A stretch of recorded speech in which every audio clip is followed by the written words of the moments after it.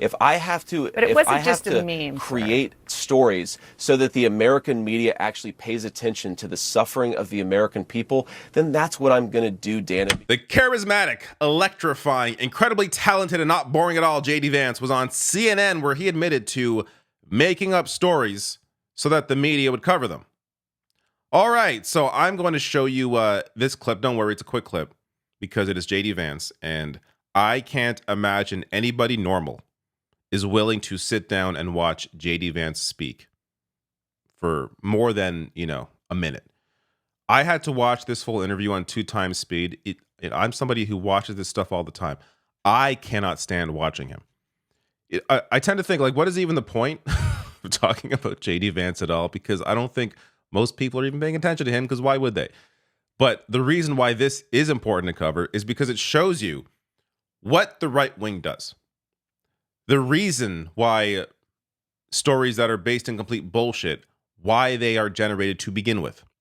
So I'm going to play for you again this quick clip, and then I'll get to breaking down what's happening in Springfield, Ohio, which is the direct connection to this story, as well as the fun interaction between JD Vance and a couple of political commentators on social media where JD Vance got spanked. All right, so here is first the clip, JD Vance talking about making shit up during his interview on CNN.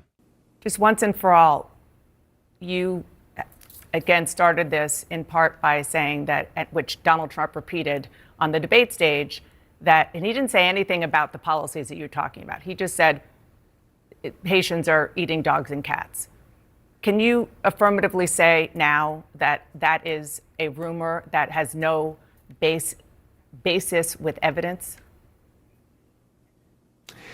Dana, the evidence is the first-hand account of my constituents who are telling me that this happened. And by the way, I've been trying to talk about the problems in Springfield for months, and the American media ignored it. There was a congressional hearing just last week of angel moms who lost children because Kamala Harris let criminal migrants into this country who then murdered their children. The American media totally ignored this stuff until Donald Trump and I started talking about cat memes. If I have to, but it wasn't just a meme, create stories so that the American media actually pays attention to the suffering of the American people, then that's what I'm going to do, Dana, because you guys are completely letting Kamala Harris coast.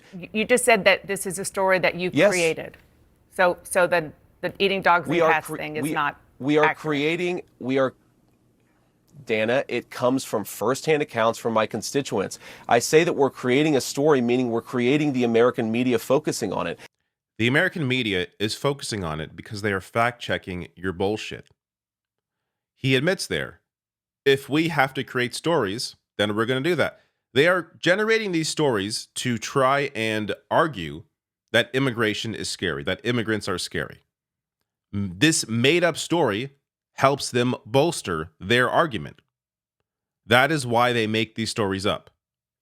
So this idea that, the media would not be focusing on tens of thousands of people stealing pets and eating them unless we brought it up is obvious bullshit. It's not happening, which is why it wasn't a story, which is why it isn't a story. The only story is that they lied about it.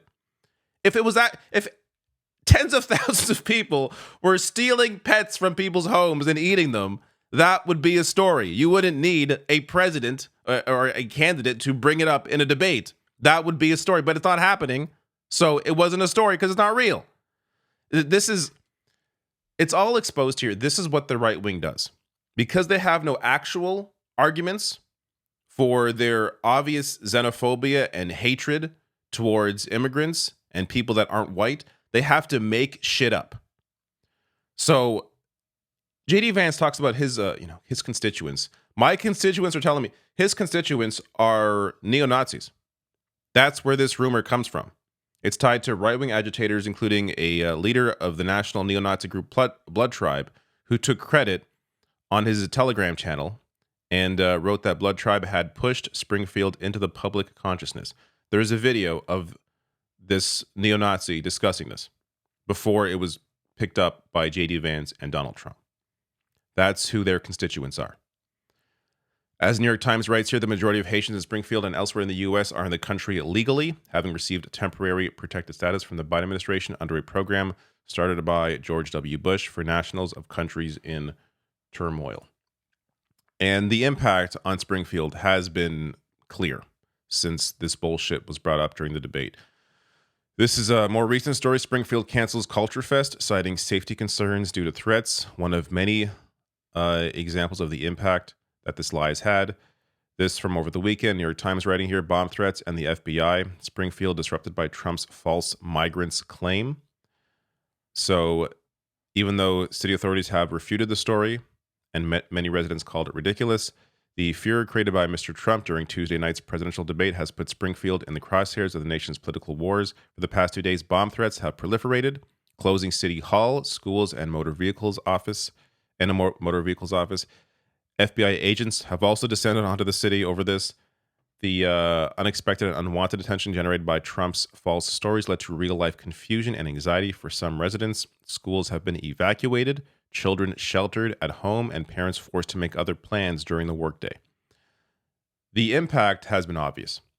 The ongoing bomb threats have led to complete disruption of the entire city. Again, over this absolute bullshit that is completely made up and is generated by neo-Nazis, JD Vance's and Trump's constituents. Now let's get to what JD Vance has been doing on social media since the debate. So I got some fun interactions later where somebody, Kyle Klinsky, you may be familiar with him, did a great job replying to him on Twitter, but we'll get there. But this is the kind of shit that he continues on. Kamala Harris wants to give illegal immigrants Social Security, Medicare, and Medicaid. So it's actually Kamala Harris who wants to bankrupt these programs. Vote Trump to save these important programs. Look at where he is putting the blame. This one image, this meme here, you should save this because this is something you can apply to a lot of what the right wing does. The wealthy individual in the middle here. Careful, mate. That foreigner wants your cookie. Look who has all the cookies.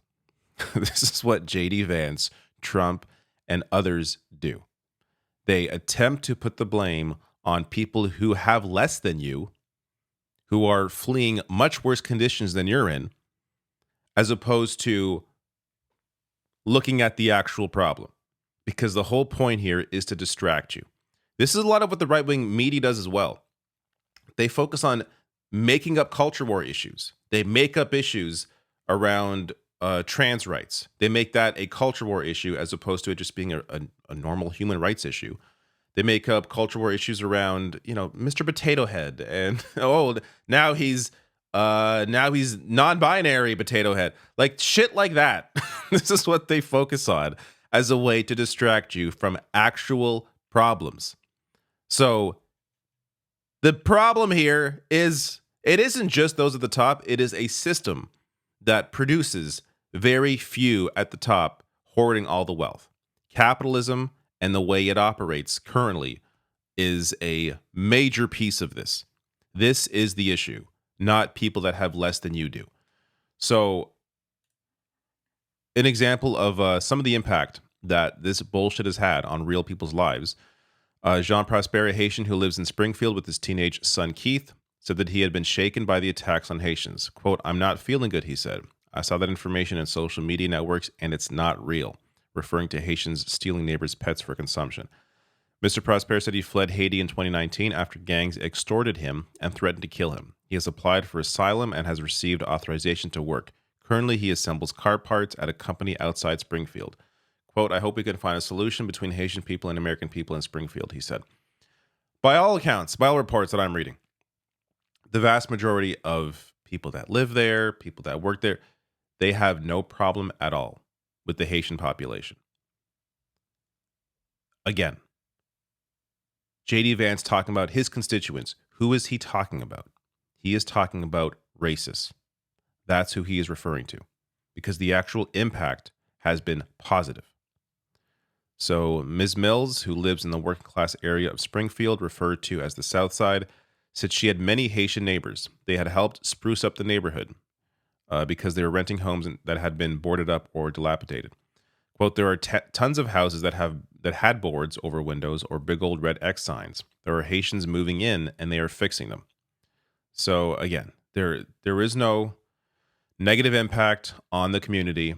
The issue here, if there is any issue in terms of, lack of healthcare, lack of help, that again is an issue with how society is organized, where those at the top are receiving all the benefits and everybody else are left to fend for themselves.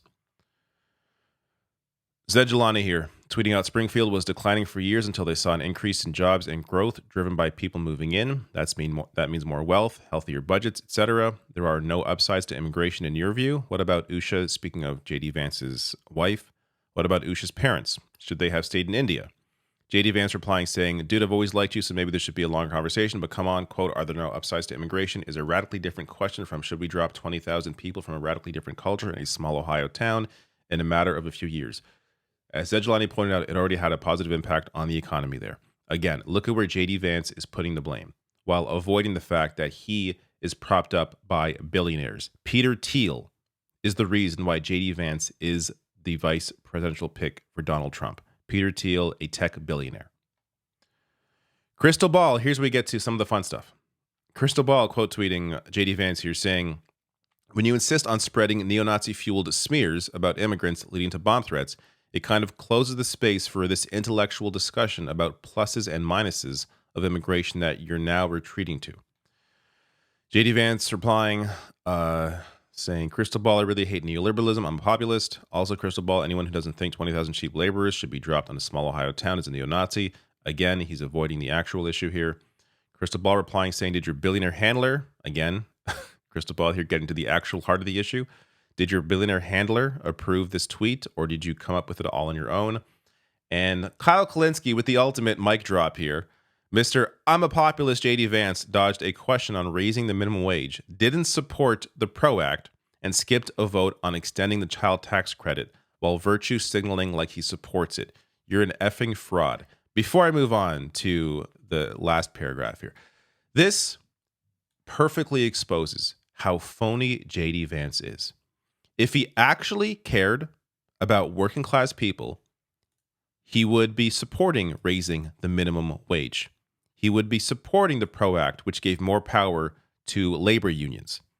And he wouldn't be skipping a vote on extending the child tax credit. JD Vance is completely full of shit. He is indeed a fucking fraud. Kyle ends here with this fun line. Take your Ivy League elitist venture capitalist ass back to the 4chan message board or Peter Thiel's dick where you belong. The lie you spread about Haitians is literally from a Nazi group, Blood Tribe. Couldn't have said it better myself. Good job, Kyle. So I feel like most people watching this know JD Vance is full of shit, but it is important to remind ourselves how these fake stories, or I should say why these fake stories come about. They are attempting to drive a narrative here that you should be afraid of immigrants, afraid of people that are fleeing terrible conditions, and putting all the blame for whatever problems you have in your life on them, as opposed to looking at the actual issue, and that is the wealthy individuals, the billionaires that control much of society, including the ones that control JD Vance and Donald Trump.